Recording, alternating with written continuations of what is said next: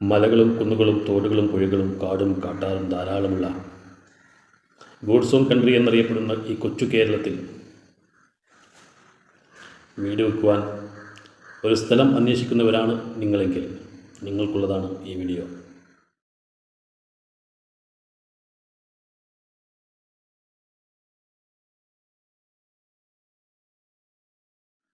ബിസിനസ്സിൽ നിന്നും ഓഫീസ് വർക്കുകളിൽ നിന്നും കിട്ടുന്ന സ്ട്രെസ്സ്, ഡിപ്രഷൻ എന്നിവയിൽ നിന്നും മോചനം നേടാനും ശാരീരികമായും മാനസികമായും ഒന്ന് റിലാക്സ് ആകുവാനും വേണ്ടി മാസത്തിലൊരിക്കലെങ്കിലും മലയുടെയോ കുന്നിൻ്റെയോ മുകളിൽ പോയി പ്രകൃതിയുടെ ഹരിത ഭംഗി ആസ്വദിക്കുന്നവരാണ് നിങ്ങളെങ്കിൽ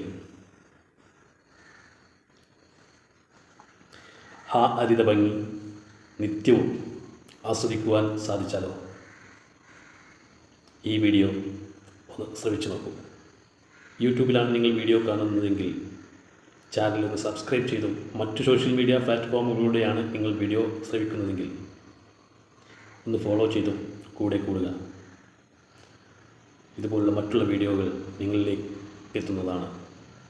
മലകളും കുന്നുകളും തോടും പുഴകളും നെൽവയലുകളുമെല്ലാം ധാരാളമുള്ള ഈ കൊച്ചു കേരളത്തിൽ, ഗോഡ്സ് ഓൺ കൺട്രി എന്നറിയപ്പെടുന്ന ഈ കൊച്ചു കേരളത്തിൽ ഒരു വീട് വെക്കുവാൻ സ്ഥലം തിരഞ്ഞെടുക്കുകയാണെങ്കിൽ നിങ്ങൾ ഏതാണ് തിരഞ്ഞെടുക്കുക? ചേരയെ തിന്നുന്ന നാട്ടിൽ ചെന്നാൽ അതിൻ്റെ നടുത്തുണ്ടം തിന്നണം എന്നല്ലേ ചൊല്ല്? ആ മലയുടെ കുന്നിൻ്റെയോ മുകൾ ഭാഗമാണോ, അതോ അതിൻ്റെ പാർശ്വഭാഗങ്ങളാണോ, അതോ ആ മലയുടെയും കുന്നിൻ്റെയും താഴ് ഭാഗങ്ങളാണോ? ഏതാണ് നിങ്ങൾ തിരഞ്ഞെടുക്കുക? ഉയരം കൂടുന്തോറും കടുപ്പം കൂടും എന്ന പണ്ട് മോഹൻലാൽ ഒരു തേയിലയുടെ പരസ്യത്തിൽ പറഞ്ഞത് ഓർമ്മയുണ്ടോ?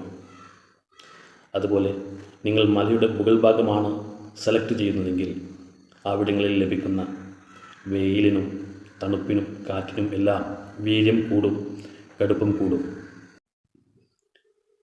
എന്നും ഒരേ ഭംഗി കണ്ടാൽ മടുപ്പുളവാക്കും എന്നത് സത്യം തന്നെയാണ്.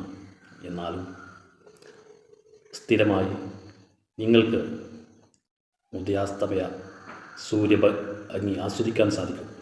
നമ്മുടെ മനസ്സിനെയും ശരീരത്തെയും തണുപ്പിക്കാൻ കഴിയുന്ന ഇളം കാറ്റുകൾ ഈ മലയുടെയും കുന്നിൻ്റെയും മുകളിൽ യഥേഷ്ടം ലഭിക്കുമെന്നത് വേറൊരു വസ്തുതയാണ്. ജലഗതാഗത മാർഗങ്ങൾ അവലംബിച്ചിരുന്ന അല്ലെങ്കിൽ ജലഗതാഗത മാർഗങ്ങളെ ആശ്രയിച്ചിരുന്ന നമ്മുടെ പിൻതലമുറക്കാർ മലയും കുന്നും ഇറങ്ങി നെൽവയലുകളോട് ചേർന്ന് താമസമാക്കാൻ കാരണം അവർ കൃഷിയെയാണ്. അവരുടെ ഉപജീവന മാർഗവും അവരുടെ യാത്രാ സൗകര്യവും ഒന്നു മാത്രം പരിഗണിച്ചായിരുന്നു. ഇന്ന് ഗതാഗതം കരമാർഗമായതിനാലും ഗതാഗത സൗകര്യം യഥേഷ്ടം ലഭ്യമാകുന്നതിനാലും നമുക്ക് ഏത് മലയുടെ മുകളിൽ ചെന്ന് വേണമെങ്കിലും വീട് വെക്കാം, താമസിക്കാം എന്നതല്ലേ. പിൻതലമുറക്കാർ കൃഷിയെ ആയിരുന്നു ആശ്രയിച്ചിരുന്നത്. അതിനാൽ തന്നെ അവർക്ക് മലയുടെയും കുന്നിൻ്റെയും താഴോട്ടിറങ്ങേണ്ടതായി വന്നു. എന്നാലും അവരും യഥേഷ്ടം ഈ പ്രകൃതി ഭംഗി ആസ്വദിച്ചിട്ടുണ്ട്. അവർക്ക് പ്രകൃതി ഭംഗി ആസ്വദിക്കാൻ സാധിച്ചിട്ടുണ്ട്. കണ്ണെത്താ ദൂരത്തോളം പച്ചപ്പ് വിരിച്ച് കിടക്കുന്ന നെൽവയലുകളും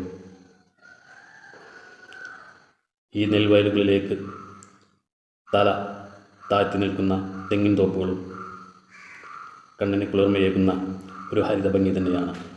അനുസരിച്ച് രൂപം മാറുന്ന നെൽവയലുകളിൽ ഉഴുതുമറിച്ച നെൽപ്പാടങ്ങളിൽ ഒറ്റക്കാലിൽ തപസ് നിൽക്കുന്ന കുറ്റികളും പാടവരമ്പുകളിലൂടെ അഴിഞ്ഞു നീങ്ങുന്ന നെണ്ടുകളെയും കാണാൻ എന്ത് ഭംഗിയായിരുന്നു അല്ലേ? കരിമ്പിൻ ദോഷം കമ്പ് എന്ന് പറഞ്ഞ പോലെ പ്രകൃതി ഭംഗിയും ഇളം കാറ്റും യഥേഷ്ടം ലഭിക്കുമെങ്കിലും മലയുടെയും കുന്നിൻ്റെയും മുകളിൽ സൂര്യപ്രകാശം നേരിട്ട് ലഭിക്കുന്നതിനാൽ ചൂട് ക്രമാതീതമായിരിക്കും, അസഹ്യമായിരിക്കും. ഇതിൽ നിന്ന് രക്ഷ നേടുവാൻ വേണ്ടി നമ്മുടെ പ്ലോട്ടിൻ്റെ തെക്ക് ഭാഗവും പടിഞ്ഞാറ് ഭാഗവും തണൽ മരങ്ങളോ അതുപോലുള്ള മറ്റു മാർഗങ്ങളോ ഉപയോഗിച്ച് തണൽ ലഭിക്കുവാനുള്ള തണൽ ഒരുക്കിയിട്ടില്ലെങ്കിൽ നമുക്ക് എത്ര പ്രകൃതി ഭംഗി ആസ്വദിക്കാൻ സാധിച്ചാലും നമുക്ക് അവിടെ ജീവിതം അസഹ്യമായിരിക്കും എന്ന് ഓർമ്മ. ആ മലയുടെയോ കുന്നിൻ്റെയോ മുകൾ ഭാഗമല്ല നിങ്ങൾ സെലക്ട് ചെയ്യുന്നത്, അതിൻ്റെ പാർശ്വഭാഗങ്ങളാണെങ്കിൽ നിങ്ങൾ ആ മലയുടെ കിഴക്ക് ഭാഗമോ വടക്ക് ഭാഗമോ സെലക്ട് ചെയ്യാൻ സാധിക്കുമെങ്കിൽ ആ ഭാഗങ്ങൾ സെലക്ട് ചെയ്യുക.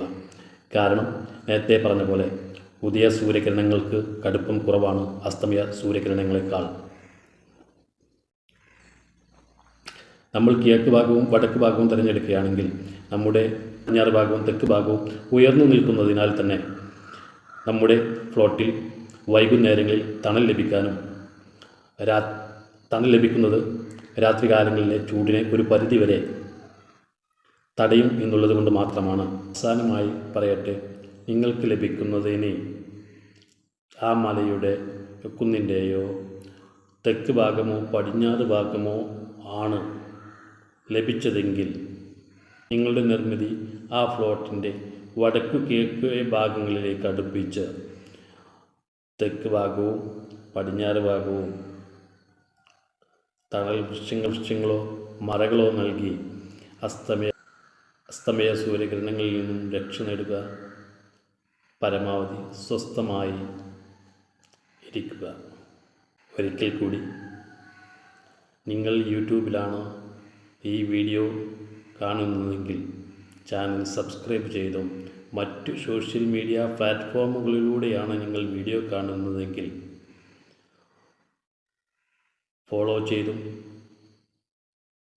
നിങ്ങളുടെ വിലയേറിയ അഭിപ്രായങ്ങളും നിർദ്ദേശങ്ങളും കമൻറ്റ് ബോക്സിൽ എഴുതി അറിയിച്ചും മറ്റുള്ളവരിലേക്ക് ഈ വീഡിയോ എത്തിക്കുന്നതിനായി ഷെയർ ചെയ്തും സഹകരിക്കുക.